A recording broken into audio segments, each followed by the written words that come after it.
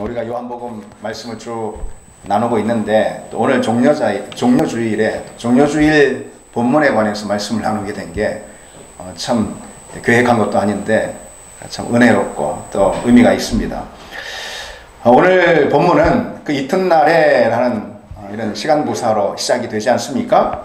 그 이튿날이라는 것은 언제냐면은 베다니에서 마리아가 예수님의 발에 향유를 부어드린 바로 그 다음 날이다, 그런 뜻이죠.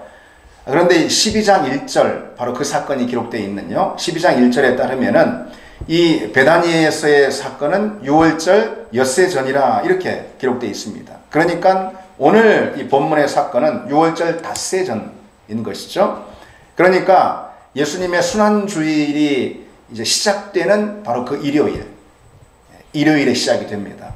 그래서 2000년 전 오늘을 말하는 것이죠. 예수님은 베다니 시몬의 집에서 이 식사 대접을 받으시고 전날에, 그리고 마리아가 부은 향유 옥합을 깨고 부었습니다. 그로 인해서 영광을 얻으신 다음에 그 다음날 오전쯤에 베다니를 출발해서 예루살렘으로 향하십니다.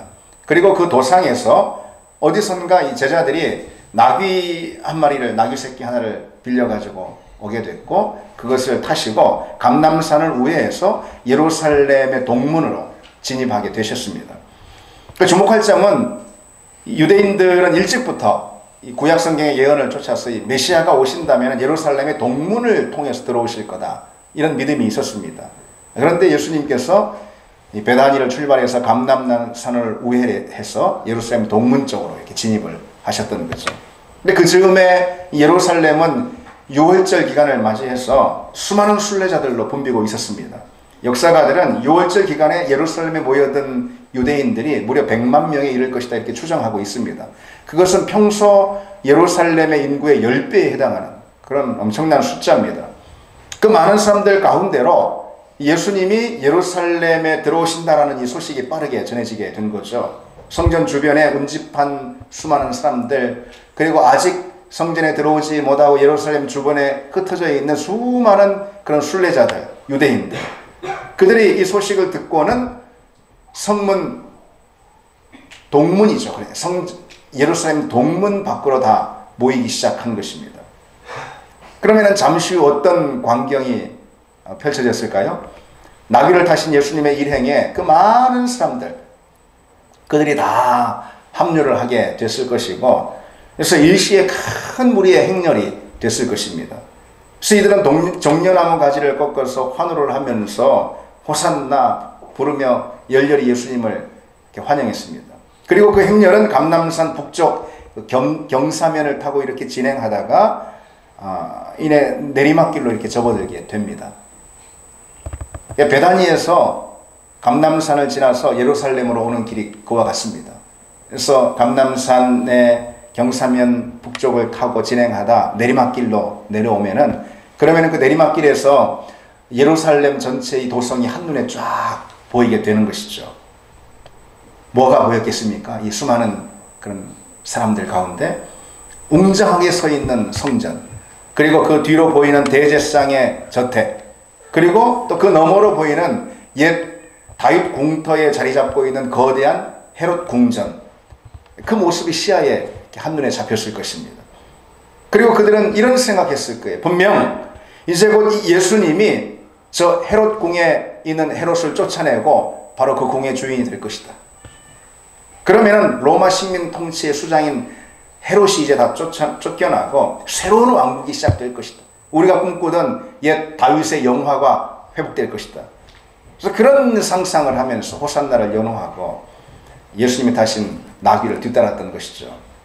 그 광경은 가히 압도적이라 예수님의 적대자들이었던 이 바리새인들이 이렇게 푸념합니다. 온 세상이 예수를 쫓는구나. 오늘 19절에. 그렇죠. 그러니까 오늘 본문 첫머리에 보면 12절에 큰 무리다 이렇게 기록하고 있잖아요. 그리고 마지막 19절이에요. 19절에 온 세상이 이렇게 기록하고 있잖아요. 얼마나 많은 사람들이 나귀를 타신 예수님을 환영하면서 그 뒤를 따르고 있는지 짐작하게 해주는 그런 대목이죠. 그래서 오래전부터 6월절만 되면은, 이런 절기가 되면은 그처럼 많은 사람들이 이 지중해 각처에서 예루살렘에 모여듭니다. 그러면은 이 예루살렘은 민족의 독립과 옛 다윗 왕국의 재건을 열망하는 그런 기대들로 들끓었습니다. 사람들은 저마다 로마의 폭정으로부터 이의 해방을 꿈꾸고 있었어요. 간절히. 그런데 그것은 필연적으로 메시아의 등장, 메시아의 리더십에 달려있다라는 그런 믿음이 있었습니다. 저 강력한 로마를 어떻게 무찌를 수 있습니까? 메시아가 올 것인데 그 메시아의 등장과 더불어 그와 같은 우리의 소원이 성취될 것이다. 이런 믿음이 있었어요. 그래서 자연스럽게 이스라엘의 해방에 대한 그런 기대는 메시아에 대한 대망으로 이어졌습니다. 특히나 지금 이 최근 6월절 기간 가운데 예수님에 관한 소식들이 이렇게 퍼졌습니다. 그래서 그로 인해서 그해 이 6월절, 오늘 본문의 이 6월절, 예수님의 공생에 있어서의 마지막 6월절이죠. 이때는 메시아에 대한 기대가 그야말로 팽창할 대로 팽창해 있었어요. 유대인들에게. 이미 수많은 유대인들 사이에 예수님께서 어저께 나사로를 살리셨다라는 나사로를 살린 기적 이야기가 빠르게 전파가 됐습니다. 이들은 이렇게 생각하는 거죠. 많은 병자를 고치고 심지어 죽은 나사로까지, 죽은 사람까지 살리셨다는데 세상에 그가 메시아 아니면 누가 메시아가 되겠냐. 그런 생각이 있었어요. 나사로가 살아나 무덤 밖으로 나오는 그것을 직접 목도한 사람이 그걸 보지 못한 다른 유대인들에게 삽시간에 그 소식을 전했다는 것이죠. 그래서 그해 6월절에는 많은 유대인들이 6월절을 지키는 것에 관심이 있기보다 예수님께서 그 6월절 절기를 지키기 위해서 예루살렘으로 들어오실까? 그것에 대해서 초미의 관심이 있었던 것입니다. 그런데 정말로 예수님이 베다니를 출발해서 예루살렘으로 오고 계시다라는 소식이 전해진 것이죠. 그래서 만약 당시에 오늘과 같은 뉴스 매체들이 있었다면은 나사로를 살리신 그 기적이 그날 저녁 뉴스로 아마 전해졌을 것입니다. 그리고 그 다음날 오전 뉴스의 긴급 속보로 그 예수님이 예루살렘으로 들어온다라는 이 소식이 타전이 됐을 것입니다. 그 소식을 들은 많은 유대인들이 6월절 명절보다는 예수님이 예루살렘에 들어오신다라는 이 사실로 인해서 다들 예루살렘 동문 밖으로 마중을 나오는 것. 이거는 뭐 어쩌면 자연스러운 일일 것입니다. 그런데 또 놀랍게도 이들이 보니 저 멀리서 예수님이 예루살렘 동문으로 들어오시는데 나귀 새끼를 타고 오시는 겁니다. 나귀를 타고. 구약의 스가랴 선지자가 메시아의 모습으로 예언했던 바로 그 모습입니다.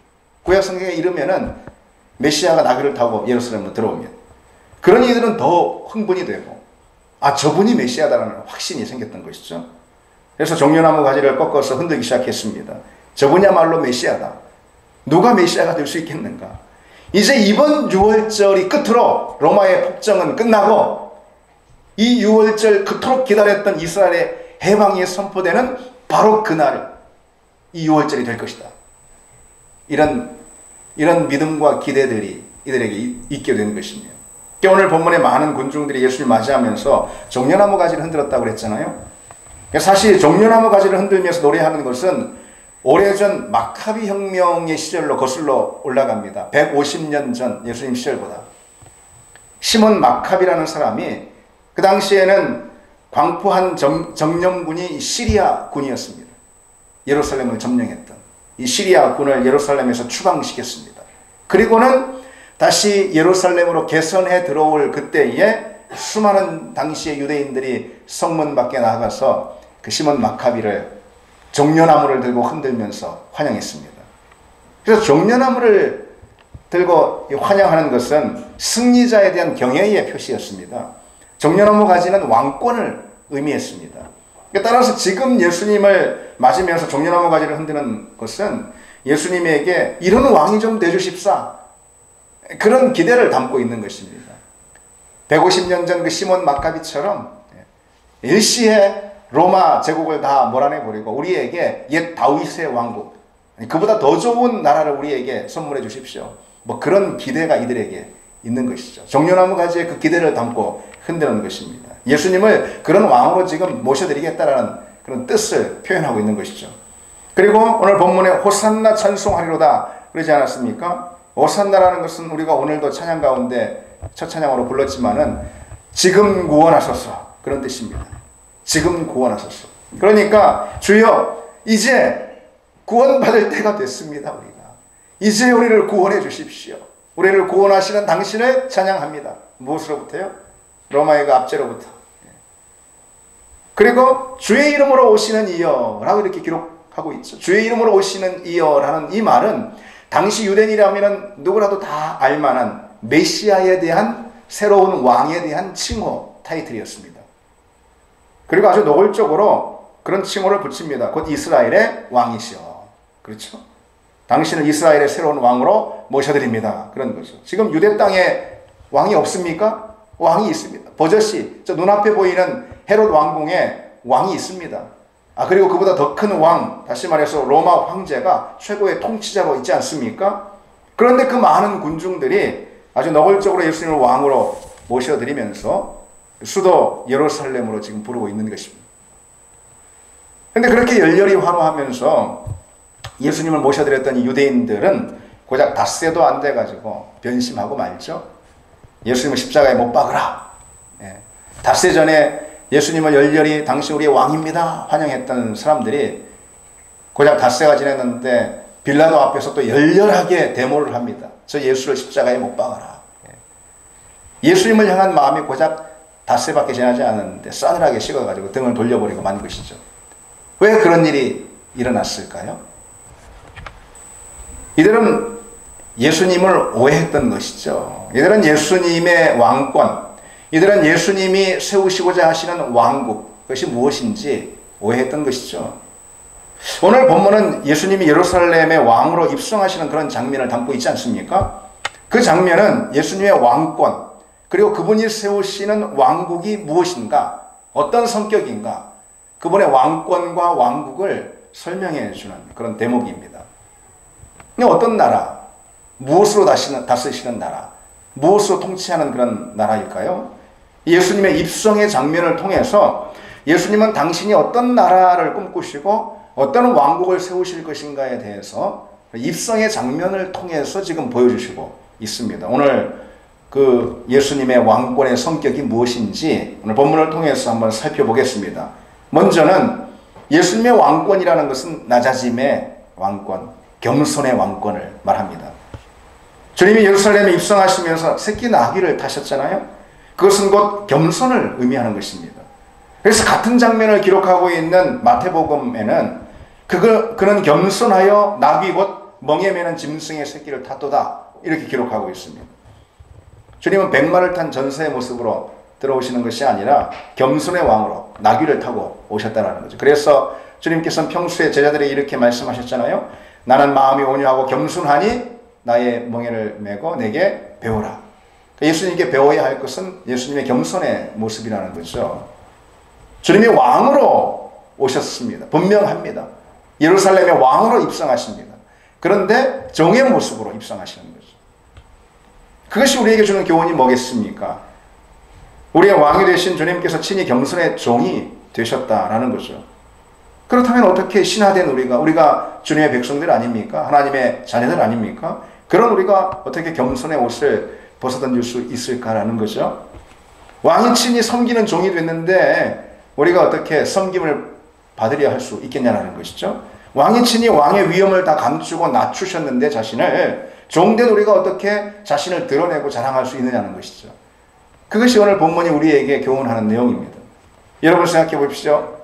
왕이 자기 용포를 벗어버리고 친히 낮아져서 머리를 숙이는데 그 앞에서 어느 신하가 머리를 꼿꼿이 세울 수가 있겠습니까?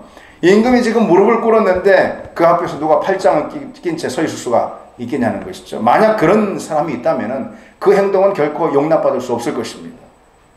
우리의 왕된 우리의 임금이 되신 예수 그리스도께서 친히 낮아주셔서 겸손해 주셨다는 거죠. 그리고 나귀 새끼를 타셨습니다. 그런데 우리가 어떻게 백마를 타겠다고 할 수가 있겠습니까? 우리가 어떻게 높아지겠다고 머리를 지켜 세울 수가 있겠냐는 것이죠. 이게 있을 수 없는 것이, 만약 있다면은 그처럼 황당하고 그리고 또 기가 찰 일은 없는 것이죠. 그래서 우리에게 가장 수치스럽고 부끄러운 일이 무엇이냐? 그것은 다른 게 아니고 교만한 것입니다. 겸손의 옷을 벗어 던지는 것입니다. 자기 자랑을 하는 것입니다. 요즘은 자기 PR의 시대라 해가지고 뭐든 자랑해야지, 없는 것도 있다고 해야지 되지 않습니까?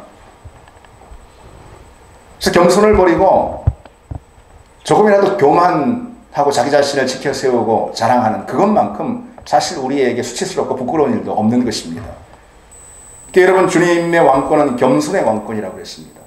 주님은 그 겸손의 왕권을 가지고 그분의 나라를 통치하시고 다스리시는 분입니다. 그러니까 우리 안에 정말로 주님의 그 나라가, 주님의 왕국이 세워지길 우리가 원한다면 우리 그렇게 기도하지 않습니까? 하나님의 나라가 우리 가운데 임하게 해주십시오. 그렇게 기도하지 않습니까? 우리 마음 가운데, 우리 입술 가운데, 우리 삶 가운데, 또 우리 가정 가운데, 우리 교회 가운데 하나님의 나라가 진정으로 우리가 임하기를 원한다면은 어떤 것이 하나님의 나라가 임하는 것입니까? 주님은 겸손의 왕권으로 통치하시는 분입니다. 그 나라를. 겸손의 왕권으로 그 나라를 세우시는 분입니다. 우리가 겸손해질 때 비로소 우리는 그분의 나라를 맞이하는 것이죠. 우리가 겸손해질 때 비로소 우리 안에 그분의 나라가 임하는 것입니다. 내 안에 겸손이 없으면은 그것은 내 안에 주님의 나라가 없다라는 것을 말하는 것이죠. 그래서 우리가 가장 사모해야 될 우리의 능력과 권한이라는 것은 겸손입니다. 우리의 왕이신 그리스도께서 겸손의 왕이라면, 겸손으로 다스리시는 분이라면은 그분의 신하들인 우리, 그분의 백성들인 우리는 겸손의 권한을, 겸손의 능력을 이어받은 자들이라는 것이죠. 그래서 우리가 가장 먼저 사용해야 할 권한은 겸손의 권한인 것입니다. 겸손은 권한입니다. 하나님 나라의 권한, 능력입니다. 그 권한을 사용하면 어떤 일이 우리에게 일어나겠습니까? 겸손의 권한을 사용하는 사람 옆에 가면은 누구라도 존귀한 사람이 됩니다. 그걸 통해서 알 수 있습니다. 가장 낮고 비천한 사람이라도 내가 겸손의 권한, 겸손의 능력을 행하는 사람이라면은 그 사람은 내 앞에서 존귀한 사람이 되는 것이죠. 가장 사랑받는 사람이 됩니다. 그래서 우리는 어떤 사람인가 돌아볼 필요가 있습니다. 그것을 통해서 내 안에 하나님 나라가 임했는가 우리는 살펴볼 수 있습니다. 사람들이 내 옆에만 오면은 그 사람이 못난 사람이 되고 별거 아닌 사람이 되고, 사람들이 내 옆에만 오면은 그 사람이 하찮은 사람이 된다면은 그 사람이 실제로 하찮고 별 볼 일 없는 사람이 아니라 내가 항상 그 사람보다 교만해서 그런 것입니다. 사람들이 내 곁에만 오면은 누구라도 스스로 자부심을 갖게 되고 자신의 가치를 발견하게 되고 자기 삶을 인정하고 긍정하게 되고, 그러면은 그 사람이 실제로 그래서라기보다도 내가 겸손해서 그런 것입니다. 겸손의 능력을 사용해서 그런 것입니다. 그래서 여러분, 우리 주변에 누가 있기를 원합니까? 여러분 주변에 누가 있기를 원합니까? 다 스스로 자부심을 가진 사람, 또 존귀한 사람, 사랑받는 사람, 그렇죠? 사랑받음을 느끼는 그런 사람들, 그래서 그것을 통해서 자신의 가치를 발견하고 자기 삶을 긍정하는 그런 사람들이 주변에 있기를 원하지 않습니까? 내 주변에 하찮고 별 볼 일 없는 사람들만 있기를 원하십니까?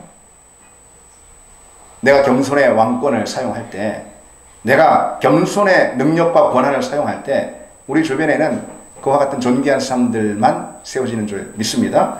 둘째로, 예수님이 가지신 이 왕권이 어떤 성격의 왕권인가? 그것은 평화의 왕권, 화평의 왕권입니다. 오늘 본문에 주님이 타신 짐승이 뭐라고 했습니까? 말이 아니라 나귀, 그것도 나귀의 새끼라고 했습니다. 새끼 나귀를 타고 왕으로 예루살렘에 입성하십니다. 분명 왕으로 입성하신 건 맞습니다. 그러나 말이 아닌 나귀를 타고. 원래 왕으로 수도성에 입성할 때는 뭘 타고 입성합니까? 여러분 다 무슨 그 옛날 영화들 봐서 다 아시잖아요. 말을 타고. 그것도 전투 말을 타고. 그렇죠. 워호스, 전쟁 말을 타고 다 입성합니다. 전투에서 승리하는 왕이 대대적인 그런 환영을 받으면서 입성할 때 당연히 나귀가 아니라 말을 타고 입성합니다. 그래서 말은 전쟁을 상징하고, 그리고 승리를 상징하고, 그리고 지휘권이나 왕권을 상징하는 것이 말입니다. 나귀는 그렇지 않습니다. 나귀는 전쟁터에 사용되지 않습니다. 나귀는 장수가 타는 그런 짐승이 아닙니다. 그것은 주님이 어떤 왕으로 예루살렘에 입성하고 계시는지 상징적으로 아주 보여주는 그런 대목입니다. 주님이 나귀를 타시다는 것은. 주님은 전쟁을 통해서 로마를 몰아내는, 전쟁을 통해서 세상을 다스리는 그런 왕이 아니라는 거죠. 힘으로 눌러서 다스리는 왕이 아니라는 것입니다. 주님은 화평이라는 왕권을 사용하시는 분이라는 거죠. 힘으로 누르는 왕권이 아니라 화평의 왕권으로 왕이 되시는 분이고 화평의 왕권으로 당신의 나라를 세우시는 분이라는 거죠. 여러분, 이 당시 로마는 우리가 잘 알듯이 팍스 로마나 로마의 평화를 세계 가운데 이뤘던 그런 시대였잖아요. 그런데 그 평화를 뭘로 이뤘습니까? 강력한 군사력으로. 그렇죠. 당시 로마의 군사력은 세계 최강이었습니다. 그래서 요즘은 세계 최강인 미국이 군사력으로, 그렇죠. 내가 더 크고 더 센 버튼을 가지고 있다고, 핵 버튼을 가지고 있다 이렇게 자랑합니다. 어쨌든 이 당시에는 로마의 평화를 이루던 시대인데 강력한 군사력으로. 그래서 그런 가운데 당시 이 식민지였던 유대는 얼마나 많은 로마의 포갑 그리고 침탈을 받았습니까? 그렇죠. 그래서 유대 사람들 가운데 많은 사람들이 열심당에 가입했습니다. 열심당은 무장 혁명 세력입니다. 그래서 그런 억압 가운데서는 폭력 아니고서는 무장투쟁 아니고서는 해결할 길이 없다. 그래서 열심당에 다들 많이 가입했습니다. 로마와 유대 서로 상반된 그런 입장이지만은 로마는 억압자로, 유대는 그 억압에서 벗어나려는 자로. 그러나 로마도 유대인들도 폭력과 전쟁에 의지하려 했던 것은 매 마찬가지였습니다. 근데 주님은 말이 아니라 나귀를 타고 들어오십니다. 왕으로 선포하시면서 당신의 왕권은 화평의 왕권이라는 그런 선포인 것이죠. 그리고 평소 주님께서 뭐라 말씀하십니까? 화평케 하는 자는 복이 있나니 그 하나님의 아들이라 일컬음을 받을 것이다. 주님은 이 마이크가 이것도 이상하네요. 주님은 세상을 다스리는 통치권, 화평의 통치권을 행사하신다는 것이죠. 그래서 화평의 왕권으로 다스리는 분이라는 것입니다. 그래서 그 나라의 백성인 우리 역시 우리가 사용할 권한이 무엇이냐? 화평의 권한입니다. 화평의 능력, 화평케 하는 능력입니다. 그러니까 세상에는 두 종류 사람이 있습니다. 어딜 가든 항상 분쟁이 일어나게 하는, 그래서 항상 경쟁으로 치닫게 만드는 그런 사람이 있습니다. 그래서 내내 잠잠하고 고요했던 그런 곳에도, 별일 없던 곳에도 그 사람만 가면은 금방 막 경쟁이 불붙고, 그러다 보니까 다른 사람을 막 힘으로 누르려고 하고 미움이 일어나고 막 다툼이 전염되고 그렇습니다. 트러블 메이커인 거죠, 말하자면은. 교회에도 그런 사람이 있을 수 있습니다. 심지어 그것을 무슨 타고난 성격으로 이렇게 가지고 있어서 교회를 옮겨 다니는 곳마다 그런 분란을 일으키는 사람도 있습니다. 그래서 그런 사람은 이단보다 교회에 더 큰 피해를 줍니다. 반면에 어디를 가나 평화를 가져가는 그런 사람이 있습니다. 화평의 전도사인 것이죠. 그래서 그 사람이 가면은 굉장히 긴장이 흐르고 냉랭했던 그런 자리에 교제의 약수가 전달이 되고 환한 미소가 피고 웃음이 터져 나오게 하고, 그야말로 피스메이커인 것입니다. 그 사람이 가면은 거기 다툼이 있었고 미움이 있었는데, 긴장이 있었는데, 갈등이 있었는데 금세 편안해지고 따뜻한 분위기가 되고 그렇게 변하는 것입니다. 사람이 참 중요합니다. 누가 다른 사람이 그런 사람이 되는 게 아니고 내가 그런 사람이 돼야지 않겠습니까?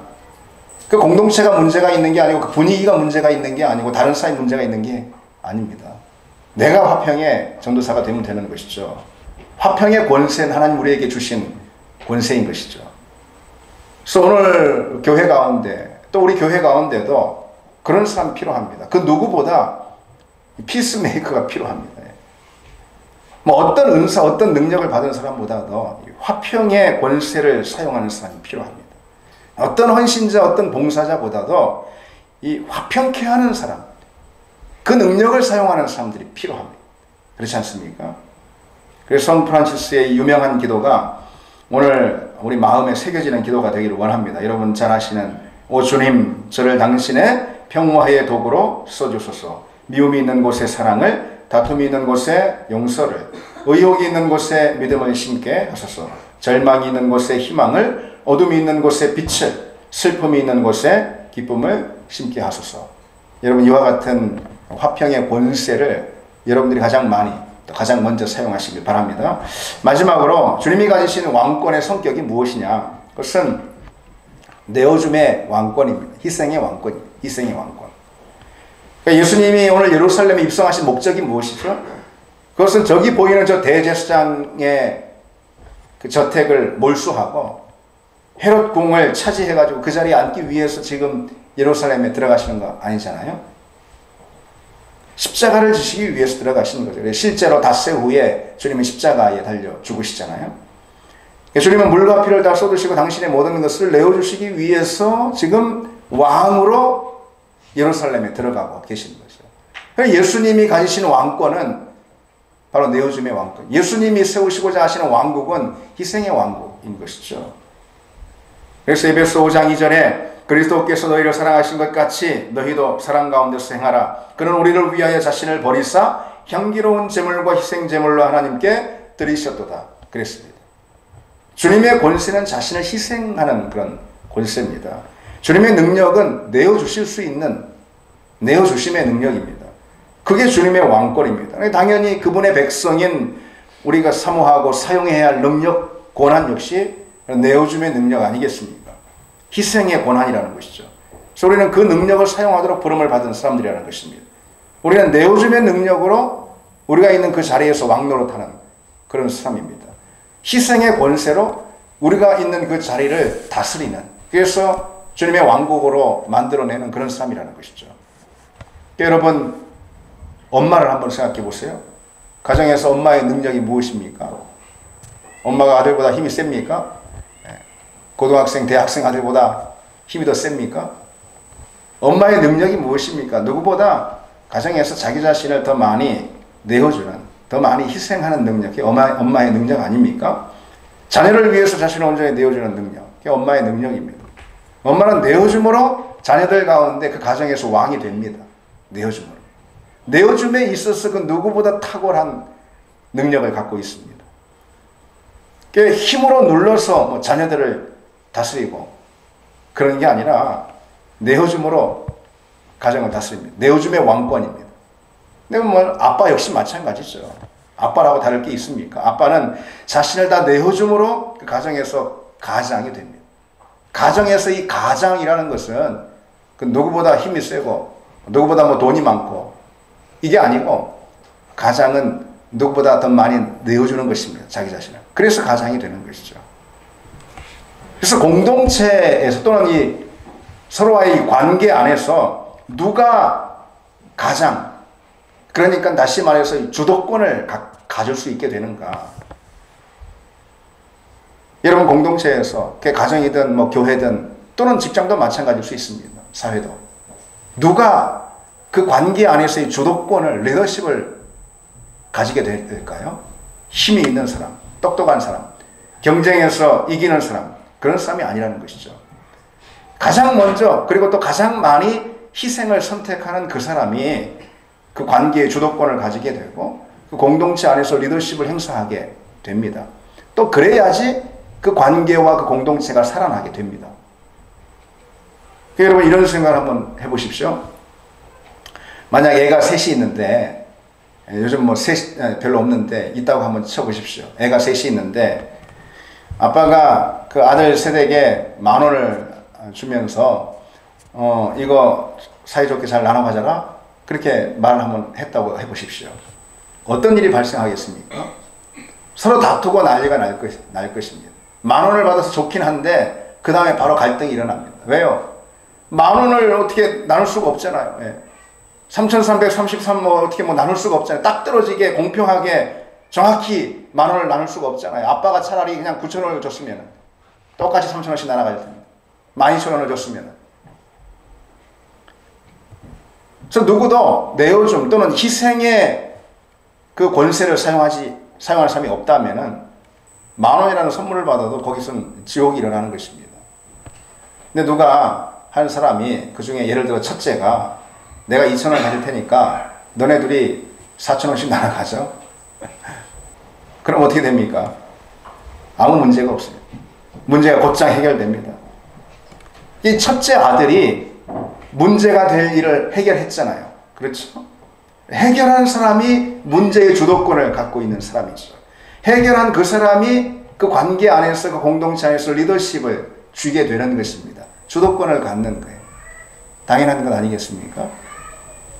가정에서, 교회에서도 세상에서 누가 주도권과 리더십을 행사할 수 있느냐? 자기 것을 내어주는 사람이, 희생하는 사람인 것입니다. 왜 많은 문제들이 해결되지 않습니까? 힘으로다가 하려고 희생하는 사람이 없어서 그런 것입니다. 그러니까 교회 안에서도 뭐 가정에서도 가장 가까운 사람들 간에서도 문제가 해결되지 않고 자꾸 갈등이 있고 상처를 받고 섭섭함이 생기고 다툼이 있고 그렇게 되는 것이죠. 희생하지 않으려 하기 때문에 그렇습니다. 누구도 자신을 더 내어주려 하지 않고 계산만 하기 때문에 그런 것이죠. 그래서 여러분, 희생할 수 있는 것이 사실 능력입니다. 가정에서 엄마가 또는 아빠가 왜 능력이 있습니까? 왜 그 가정을 이끌어 가야만 하겠습니까? 희생하니까. 더 많이 내어주니까. 그러니까 그 가정에서 리더십을 갖고 가정을 이끌어가게 되는 것이죠. 그건 교회도 마찬가지고 우리가 사는 세상이 다 그런 줄 믿습니다. 하나님이 우리에게 주신 권한은, 권세는 바로 희생의 권세인 것입니다. 주님이 그런 왕권을 가지셨듯이. 그래서 여러분, 우리는 전혀 다른 왕국에 사는 사람들이라는 것을 기억해야 합니다. 우리의 왕이신 예수 그리스도는 세상과 전혀 다른 통치, 전혀 다른 다스림으로 전혀 다른 나라를 세우시는 분입니다. 그래서 그분의 왕권은 겸손의 왕권이에요. 화평의 왕권입니다. 내어주심의 왕권입니다. 바로 그 왕권으로 세상의 가치, 세상의 논리를 전복시키는 분이라는 거죠. 사람들이 갖고 있는 교만이나 다툼이나 자아나 이런 우상들을 철폐하시는 분이라는 거예요. 주님이 가시는 그 왕권으로. 여러분, 우리는 예수 그리스도 왕국에 사는 주님의 백성들 맞습니까? 물론입니다. 따라서 우리가 쓸 권한이 무엇이냐? 우리가 머리에 쓸 왕관은 겸손의 왕관입니다. 우리가 손에 들 홀은 화평의 홀인 것이죠. 우리가 앉을 왕좌는 바로 내어줌의 왕자인 줄 믿습니다. 그것을 통해서 주님의 왕국을 우리 있는 그 자리에서 펼쳐가는 여러분 되기를 바랍니다. 기도하시겠습니다.